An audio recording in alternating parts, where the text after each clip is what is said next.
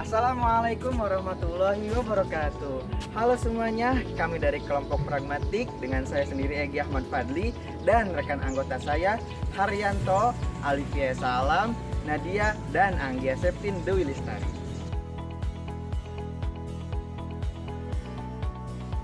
Memasuki semester 7, mahasiswa PBSI Unsika mengontrak mata kuliah Pembinaan dan Pengembangan Bahasa Indonesia atau PPBI. Mata kuliah tersebut pada kelas 7C diampu oleh Ibu Cut Nur Aini SPD MPD. Mata kuliah PPBI membagi mahasiswa menjadi 5 kelompok, yang diantaranya ada kelompok linguistik, sematik, fonologi, sintaksis, dan pragmatik. Dalam melakukan diskusi, kelompok pragmatik mendapatkan beberapa opsi dalam melakukan penelitian ke lapangan. Beberapa opsi tersebut didapatkan saat melakukan diskusi melalui WhatsApp group dan ruang Zoom. Opsi-opsi tersebut ialah analisis penggunaan bahasa anak jalanan dan anak sekolahan di Karawang, tuturan pada masyarakat Dwi Bahasa di Desa Cadas Kertajaya, dan pemertahanan tuturan bahasa Jawa pada masyarakat kelompok Wonogiri di Desa Cadas Kertajaya. Kelompok pragmatik akhirnya menentukan pemertahanan tuturan bahasa Jawa pada masyarakat kelompok Wonogiri di Desa Cadas Kertajaya sebagai topik dalam melakukan penelitian ke lapangan. Hal tersebut merupakan hasil diskusi dengan anggota kelompok serta saran dari Ibu Cut Nur Aini selaku dosen pengampu pada mata kuliah Pengembangan dan Pembinaan Bahasa Indonesia. Awal mulanya kami merangkai alur yang akan menjadi acuan dalam penelitian ini. Kami berdiskusi dengan menentukan bagian fishbone terlebih dahulu. Kami terbiasa berdiskusi sebelum melakukan kegiatan. Kami biasa melakukan diskusi via daring atau ruang Zoom, dan jika memungkinkan kami akan melakukan diskusi setelah kelas berakhir. Selain itu, kami juga memperhatikan bagian-bagian dari bidang kajian dengan anggota kelompok. Kami menentukan fishbone dengan tujuan mempermudah dalam memahami alur yang akan dilakukan. Fishbone terdiri dari bidang kajian, teori-teori yang digunakan beserta dengan penanggung jawab materi dari anggota kelompok, lokasi, serta menentukan objek dan subjek yang akan diteliti.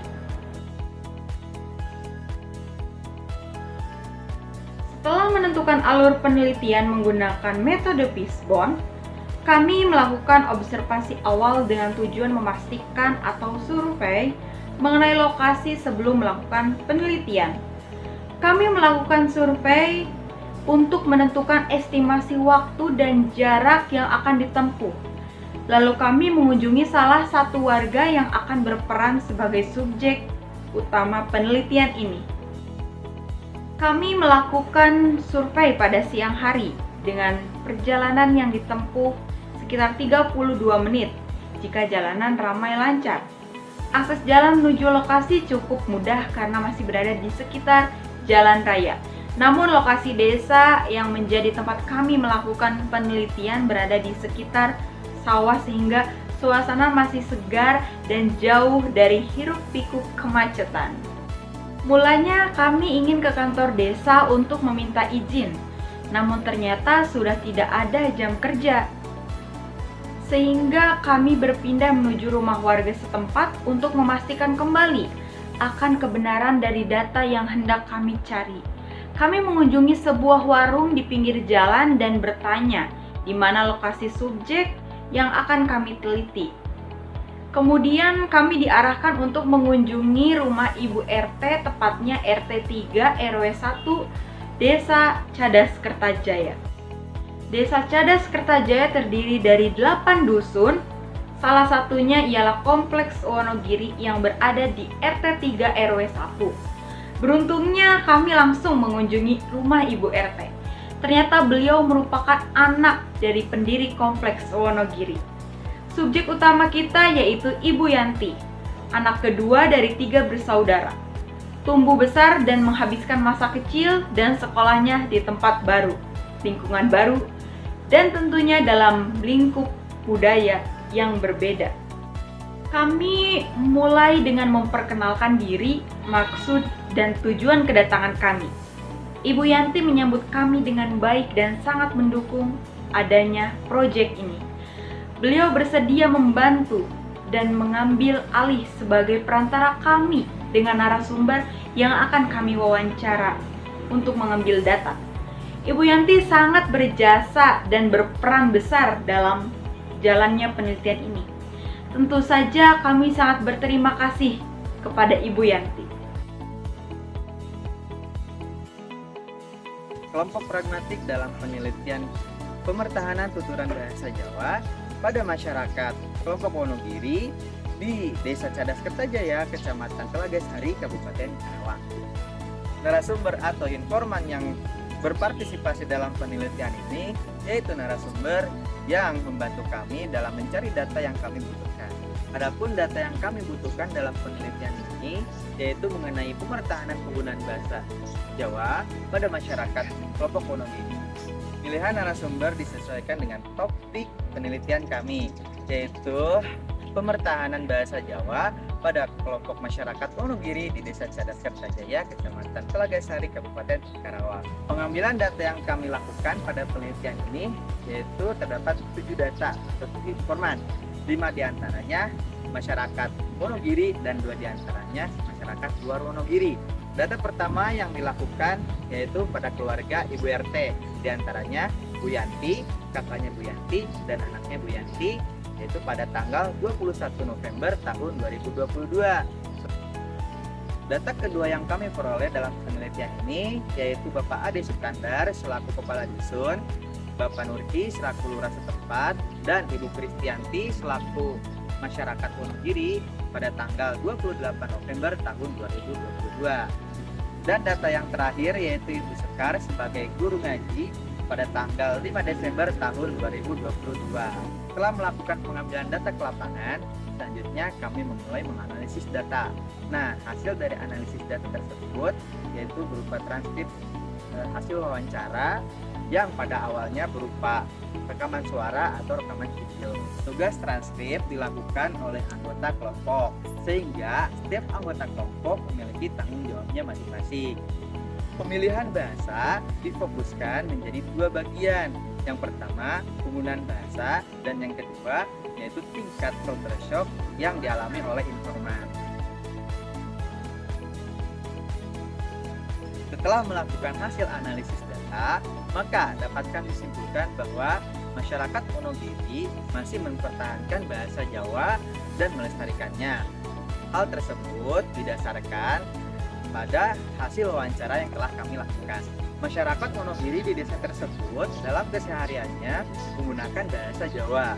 Di sisi lain, masyarakat Wonogiri juga bisa menggunakan bahasa Indonesia dan bahasa Sunda ketika berinteraksi dengan masyarakat di luar Wonogiri. Gegar budaya dalam kajian penelitian ini merujuk pada kelompok Wonogiri sebagai pendatang pada awalnya di Desa Cadas Kertajaya. Landasan yang digunakan dalam kajian culture shock sejalan dengan pendapat Oberga bahwa ada 4 tahapan dalam culture shock yang dijelaskan dalam sebuah kurva U. 4 tahapan pengklarifikasian diantaranya yang pertama honeymoon stage, yang kedua rejection or regression stage, yang ketiga adjustment or negotiation stage, dan yang terakhir yaitu mystery stage. Pertama, honeymoon stage. Honeymoon stage merupakan proses yang dirasakan oleh individu yang baru memasuki budaya baru sehingga merasakan kagum dan antusias pada keadaan yang sedang dirasakan. Perbedaan pada budaya baru dan lama belum dirasakan akibat dari antusias budaya yang dirasakan. Kedua, ejection or regression stage. Rejection or regression stage merupakan proses gegar budaya yang dirasakan oleh individu bahwa sudah merasakan perbedaan budaya baru menjadi tantangan bagi dirinya sehingga pada tahap ini condong ingin kembali pada budaya sebelumnya atau budaya lama. Yang ketiga yaitu adjustment or negotiation stage. Nah, adjustment or negotiation stage merupakan proses gegar budaya yang dirasakan bahwa individu sudah mulai merasakan dan menerima perbedaan antar budaya lama dan budaya barunya, sehingga individu sudah bisa beradaptasi dengan budaya baru dan orang baru yang ditemuinya. Dan yang terakhir yaitu mystery stage. Mystery stage merupakan proses puncak keberhasilan dari penguasaan diri dari gegar budaya. Nah, dalam hal ini individu sudah bisa menguasai budaya baru dan mulai menetap pada budaya barunya. Bahasa Jawa di Desa Cadas Kertajaya masih terus dilestarikan kepada generasi-generasi berikutnya, sehingga pengguna bahasa Jawa di desa tersebut akan tetap utuh atau terjaga. Pengajaran bahasa Jawa bagi anak cucu masyarakat Wonogiri di Desa Cadas Kertajaya dilakukan secara tidak langsung atau tidak disadari, di mana anak-anak keturunan Jawa di sana mempelajari bahasa Jawa saat sedang berinteraksi bersama dengan keluarga, khususnya orang tua. Dengan demikian, mereka akan memahami dan menggunakan bahasa Jawa secara tidak langsung. Pengajaran bahasa Jawa di Desa Cadas Kertajaya juga secara tidak langsung dipelajari oleh masyarakat yang notabene-nya berasal dari tanah Sunda. Hal tersebut terjadi karena terkadang beberapa narasumber atau informan menggunakan bahasa Jawa saat berinteraksi dengan masyarakat Sunda. Dengan demikian, jika hal tersebut terjadi secara terus-menerus, maka sadar tidak sadar masyarakat Sunda akan memahami beberapa kosakata yang diucapkan oleh masyarakat Jawa Wonogiri saat berkomunikasi. Selain itu, setelah melakukan analisis data, dapat disimpulkan pula bahwa telah terjadi culture shock atau gegar budaya terhadap masyarakat Wonogiri yang berada di Desa Cadas Kertajaya.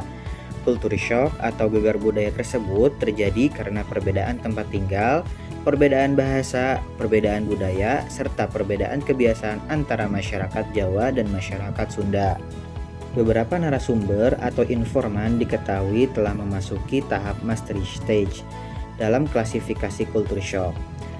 Pada tahap tersebut, narasumber sudah dapat menerima dan mempelajari budaya serta bahasa di mana mereka tinggal saat ini, yaitu di tataran Sunda, tepatnya di Desa Cadas Kertajaya, Kecamatan Telaga Sari, Kabupaten Karawang. Para narasumber sudah dapat menerima hal tersebut, maka dapat dibuktikan dengan mereka dapat terjun ke masyarakat dan berinteraksi dengan baik. Selain itu, salah satu narasumber juga bekerja di pemerintah desa, yang mana membuat dirinya berkomunikasi dengan masyarakat di luar komplek atau wilayah Jawa, dan dirinya juga dapat bekerja dan berinteraksi dengan baik selama dirinya tinggal di Desa Cadas Kertajaya. Seperti yang terjadi pada informan, yaitu kakaknya Ibu Yanti, bahwa informan yang awalnya pendatang dari daerah Wonogiri, penggunaan bahasa yang digunakan adalah bahasa Jawa. Menghabiskan masa remaja dan memulai sekolah dengan bahasa yang berbeda, awalnya sangat sulit dirasa. Namun, seiring dengan berjalannya waktu, saat informan mengatakan sudah bisa berbahasa Sunda dengan baik, informan mengatakan bahwa sudah seharusnya mempelajari budaya baru dan beradaptasi pada lingkungan masyarakat Sunda. Salah satunya bisa mempelajari bahasa Sunda dengan baik.